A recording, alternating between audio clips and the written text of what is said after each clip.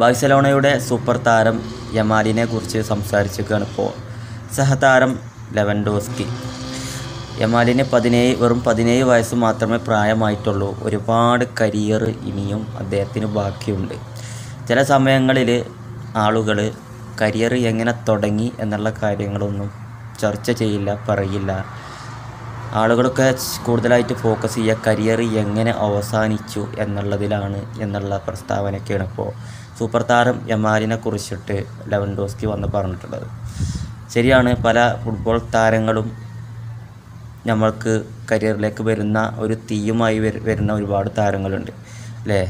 അതേ ലെവലിൽ തന്നെ അത് കത്തിയാണ് അവസാനിക്കും, ചെറിയ ലെവലിൽ. ഇപ്പോൾ നമുക്ക് എടുത്തു പറയുകയാണെന്നുണ്ടെങ്കിൽ നമ്മളെ ജെയിംസ് റോഡ്രിഗസ്, അങ്ങനെ ഒരുപാട് താരങ്ങൾ. ഇപ്പോൾ കാര്യമായിട്ട് പറയേണ്ടത് ബ്രസീൽ തന്നെയാണ്. ബ്രസീലിലാണ് കാര്യമായിട്ട് ഓരോ താരങ്ങൾ ഉദിച്ചു പോകുന്നത്. ഒറ്റ വരവേക്കാരം, ഒറ്റ പോക്കേക്കാരം. അതാണ് ബ്രസീലിൻ്റെ അവസ്ഥ. അപ്പോൾ എല്ലാ ടീമിലും ഉണ്ടാവും കേട്ടോ, ഞാൻ ബ്രസീലിനെ മാത്രം പറയില്ല.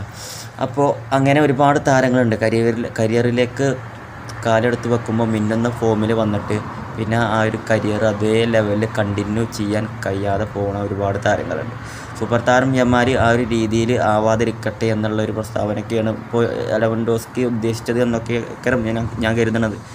അപ്പോൾ യമാലി ഇപ്പോൾ 17 വയസ്സിൽ സ്പെയിനിന് വേണ്ടിയിട്ട് യൂറോ കപ്പ് നേടിക്കൊടുത്ത് അങ്ങനെ കരിയറിൽ ഇപ്പോൾ ബാഴ്സലോണയ്ക്ക് വേണ്ടിയിട്ട് മിന്നുന്ന ഫോം ലെവൻഡോസ്കിക്കും റഫീനക്കൊക്കെ കൂടെ കളിച്ചിട്ട് പക്ക ഒരു സെറ്റ് ടീമായി മാറിയിരിക്കുകയാണ് ഇപ്പോൾ ബാഴ്സലോണ.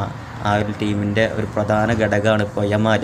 ഒരു 17 വയസ്സ് മാത്രമേ പ്രായമായിട്ടുള്ളൂ. ഇപ്പോൾ തന്നെ ഓരോ റെക്കോർഡുകൾ മറികടന്ന് മുന്നേറിക്കൊണ്ടിരിക്കുകയാണ്.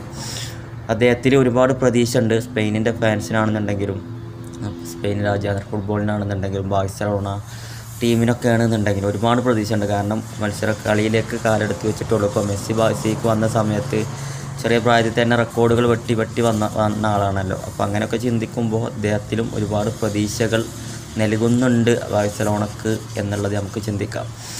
അപ്പോൾ ഏതായാലും ലെവൻഡോസ്കി സഹതാരത്തെക്കുറിച്ച് പറഞ്ഞിട്ടാണ് കരിയർ നല്ല രീതിയിൽ അവസാനിപ്പിക്കണം എന്നുള്ളത് പറയാതെ പറഞ്ഞു എന്നുള്ളതാണ് എനിക്ക് തോന്നുന്നത്. കരിയർ നല്ല രീതിയിൽ എങ്ങനെ വന്നോ അതേമാതിരി തന്നെ കണ്ടിന്യൂ ചെയ്യാൻ കഴിയട്ടെ. നമുക്ക് എന്നും അദ്ദേഹത്തിൻ്റെ ഭാഗത്തു നിന്നുള്ള ഫുട്ബോൾ ആസ്വദിക്കാൻ കഴിയുമല്ലോ. നല്ല മികച്ച മുന്നേറ്റങ്ങളാണ് അദ്ദേഹത്തിൻ്റെ ഭാഗത്ത് നിന്ന്. നല്ല പക്ക പാസുകൾ. ഇപ്പോൾ സെൻറ്റിന് കുറച്ച് മുന്നേ നടന്നൊരു ഗെയിമിൽ റഫീനക്ക് കൊടുത്തിട്ടുള്ള ഒരു ഇടവങ്കാല് പാസ് ഉണ്ട് പോസ്റ്റിൻ്റെ മുന്നിലേക്ക്. നല്ലൊരു അടിപൊളിയായിട്ട് റഫീന അത് ഫിനിഷ് ചെയ്യുകയും ചെയ്ത്. അതുപോലുള്ള നല്ല മികച്ച മുന്നേറ്റങ്ങൾ. അതുപോലെ സ്പെയിനിന് വേണ്ടിയിട്ട് യൂറോ കപ്പിൽ ഇടവങ്കാലുകൊണ്ട് ഒരു അടി പോസ്റ്റിൻ്റെ മൂലക്ക് അടിച്ചത് ഗോള് എല്ലാവരും ഓർമ്മ ഉണ്ടാവും. അങ്ങനെ നല്ല നല്ല മുന്നേറ്റങ്ങൾ അദ്ദേഹത്തിൻ്റെ ഭാഗത്ത് നിന്ന് ഈ ഒരു ഏജിലും അദ്ദേഹത്തിൻ്റെ ഭാഗത്ത് നിന്ന് നമുക്ക് കാണാൻ കഴിഞ്ഞിട്ടുണ്ട്.